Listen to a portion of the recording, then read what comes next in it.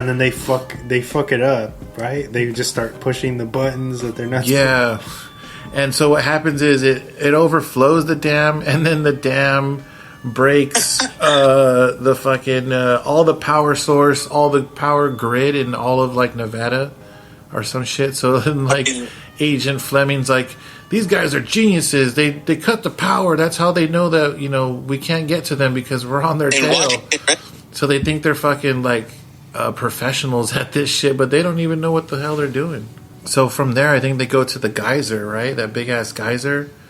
Yeah, this scene makes me laugh, dude, because they're at like some beautiful ass fucking geyser, but then they get like fully amazed by the fucking automatic toilets, dude. And I'm just the ones that automatic flush and shit. Yeah, dude. Those must have been like brand new at the time or some shit. They must have been like super brand new in the 90s because it came out in 96. That was probably cutting edge technology right there, dude. And they were just like flipping out about it. I just like how they can like find the simplest thing like so much better than a geyser. And I'm like, man, that's just too much for me, dude. So then from right there, they're heading towards Washington, D.C., right? But somewhere along the way, I think they get left behind because they go to the petrified forest or some shit, or petrified wood, or then nuns pick them up, right? Yeah. And then they learn about the Bible. He's like, hey, butthead, this book is awesome. Yeah, there's a talking snake. This guy has like 20 wives. But yeah, they end up getting fucking sick of them too, the nuns or whatever, and then they leave them behind. And like the dude that is at the place notices them because they're wanted by the FBI, and so he was like, "Oh shit, those are those kids." So they start. What do they ask some dude outside? He's like, "Which way is Washington?" And so they decide they're gonna fucking walk. He's like about 100 miles. No, like 250 miles that way or some shit like that. Then they just like start walking through the desert. I think they were supposed to be like somewhere in Texas or something. And so yeah, they walk through the desert. He's like, the desert sucks, dude. It's all hot and the sun sucks. And then it comes across the famous Rob Zombie inspired.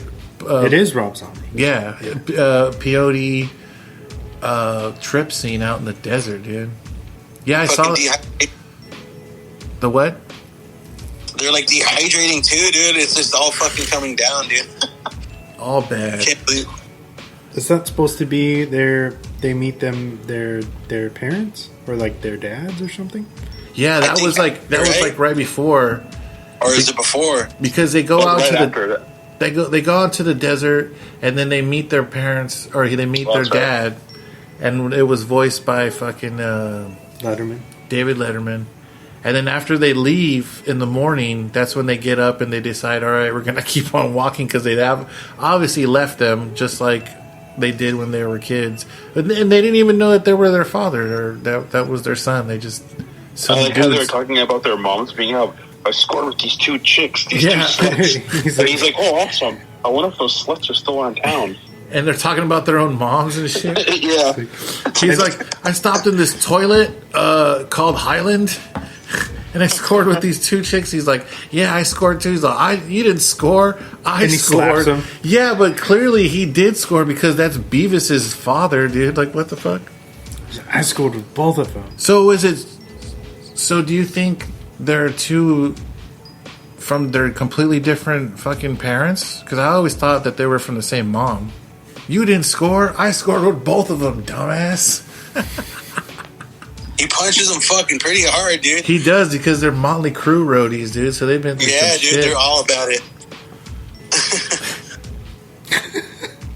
Motley Crue roadies turn drifters, dude. When they're just laughing at each other for that when they first walk up. Oh, because he tells them a joke. He's like, "Hey, you guys got any match?" He's like, "Yeah, your butt and my butt." Dude, I would have been fucking tripping if I met my father that I never met before out in the desert. What the fuck? But yeah, he didn't know that it was his dad. So they left him, And then that's when they both decide, hey, we're going to try to walk. They have the Rob Zombie trip scene, which is really, really cool because it's all Rob Zombie animation that he pretty much did and was a part of big time. And it's like a Rob Zombie music video. And they see all this crazy acid shit because they're tripping balls out in the desert. And what you're supposed to do, I don't know if you guys ever trip balls, but that was pretty cool animation scene because it even went different from what the movie was like. It looked, the way it was animated, really different. It kind of reminds me of what they did in Dumbo. Yeah. Or Pinocchio, you know, like the pink elephants in the room and shit. Yeah. I think even before that, I like how they're like fucking basically dying, and then they just Beavis notices that like the vultures are banging, and he's just like, and they just like basically like start dying and laughing because their whole life, dude, it's all about scoring, man. Yeah, and then I think like after all that, they wake up, dude, and like the Muddy Grimes finds them out in the desert, and he throws water on them, and he was like, he's holding a shotgun to their faces, and like, so Muddy throws them in the back of his trunk. Yep, locks it, and says he's going to drive off to Washington because that's where they're going to meet him at the Capitol. But they escape, dude. They just throw themselves out into traffic with a car jack, and he's like, "Look, I'm jacking off," and he fucking opens the trunk, dude. And then I think Butthead pushes Beavis out, and then he causes a 20-car pileup, like a huge ass pileup on this fucking freeway, and then he jumps out, and then they get back on the van and back on the tour bus, dude. This time they're on their way to, or closer to Washington. Yeah, and they're going to the Capitol. Which is funny. Yeah. And kind of relevant. At some point, doesn't Muddy and, what's her name? Dallas, don't they meet up or some shit? Yeah, because Muddy finds Dallas, and they're fighting, and she's like, oh yeah, I got these two guys coming to kill you or whatever, and he's like, oh really? I got your boys in the trunk, and he opens the trunk and they get away. And he's like, I'm gonna get them, and she's like, no, we're gonna get them, and they start hooking up. Yeah, and it's playing LL Cool J in the background. Hell yeah, dude! And he's all like, she's all like riding him. Like I was like, dang, as a kid, I was like, that's actually a lot for animation, dude. Like what the hell? They really dug into that. Yeah.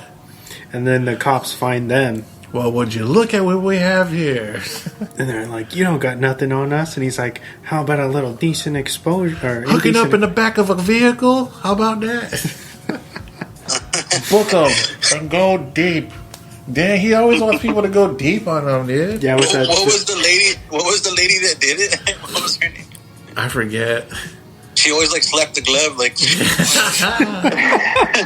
like Carlita or something like that. Go deep. Full cavity searches all around. And then that's cuts to the bus, and Beavis takes some more medicine, but from the old woman. She's like, "Oh, does that say Percocet?" And he's like, "Yeah, I think so." And he just chows down all this crazy medicine, all this fucking nut shit, dude. Like definitely crossing medicine. And he freaks out, and he goes into his Cornholio kind of schizophrenic like personality, personality, and then he gets into a fight with the bus driver. That's right, dude. And the bus driver kicks his ass. That's somebody famous voice too, but I forget who it is. Richard Linklater now? I think he directed like School of Rock and a bunch of other movies. If it's that. If it's the same guy? Yeah. So from there, dude, don't they go to like the actual White House or the Capitol? And then Butthead meets Chelsea Clinton. It's like, you have braces. I noticed you have braces. I have braces too. And then she just chucks him out the window. She beats his ass, dude. Throws him out the window, dude, and the fucking police is like, where's the unit? He's like, the unit? He's like, in my pants. And then they search him, and he's like, he doesn't have anything. Nothing's on him, but he's like, did I just score? And then the detective is like, give him a cavity search, and he's like, oh, all right. He's all into it. Yeah, he's like, sure, why not? That's what I like about them. They feel like that they're professionals or like they're ahead of their game, but they don't even know what the hell's going on. Like they think the movie's about something else, but it's actually about them having a fucking deadly XJ5 unit virus in their pants. And this whole time they think they're looking for their TV, and they're trying to score. They're being paid to score with some chick. Pretty much the cops, or at the FBI, I should say, think that they're terrorists. Yes. But they have no idea the entire film. Like, what's at stake for them. And they end up... what's the old man's name in the film? It's not Hank, right? Anderson. Anderson's tool shed. Are you them boys that have been whacking off in my tool shed? Now they're whacking off in the... I'm on to you. Yeah. You know what does he say? You know those boys whose campers they were whacking off in? And he's like, hey, you're an agent. Never end a sentence with a preposition. He's like, off those boys off in whose camper they were whacking. That's better. That's better. Okay. Yes, what about them? Like that type of slapstick shit, like it's just too funny to me. It would have been too much. I even heard that they were supposed to try to make it a live action too, but he was like, nah. He was like, it has to be cartoon. With David Spade and Adam Sandler. Nah, dude. Come on, man. No, can't be doing They're gonna do a lot, dude. That's a ruin, dude. That's a ruin. So they end up at the end. I guess Cornholio comes out and he takes off his pants. He takes off his pants, right? No, he still has... No, what happens, what we're missing is they fuck with Anderson throughout the film, and Anderson ends up in Washington, D.C. with his wife and a camper. Yeah. And Beavis goes in there, and he's jerking off again to, I think, Dallas's picture. Yep. And Anderson goes in there, kicks him out, but he kicks him out, and Beavis doesn't have his shorts on. That's right, and he's pacing... off. Yeah. And he's pacing back and forth in front of the camper outside of the White House. So then there's this kind of standoff with the FBI, and they tell him, like, just give it to us, and he doesn't know what they're talking about. And Anderson comes out with he's like, you forgot your shorts or whatever. Yep. And then the FBI realizes that he has the unit now. And they're like, oh, it's him. Yep. And they rip the shorts out of his hands, and the unit goes flying into the air. Like all dramatic 90s fucking slow motion. And you just hear Butthead. And it hits his fucking head, dude, and it drops into his hand, and he goes, Here you go. Here you go. And he fucking hands it to him, and they're just like... And the agent is all proud. Like, yeah, they're all high-fiving and shit, like they just saved the world.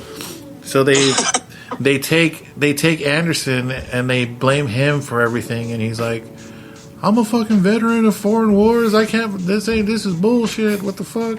And then he's like, cavity searches again. I ain't gonna He's do like, that you shit. sick individual, trying to frame these innocent teenage boys. So then Agent Fleming says, boys, I have somebody who wants to meet you guys. And they take him to fucking Bill Clinton, dude. Because Clinton was in office then. And that was a big scandal. The Monica Lewinsky thing was a scandal around that time. So it was really relevant, too. And he makes some deputies of the ATF for alcohol and tobacco and firearms. And they're just like, what? He's like, cigarettes and beer rules. Yeah, he's all tobacco and firearms? Fire. And so they go back home, dude. They find their shitty TV on the side of on the sidewalk. That's right, and they pick it up, dude, and they go. And they have like this moment with it, like Beavis is rubbing it, and he's like, "Oh yeah." And the music is the whole like happy and nice and stuff. That score was done really, really well too. Same guy who did the score for the TV show. Oh, really? Yeah, something Frizzle, I think. Did you guys know? So you've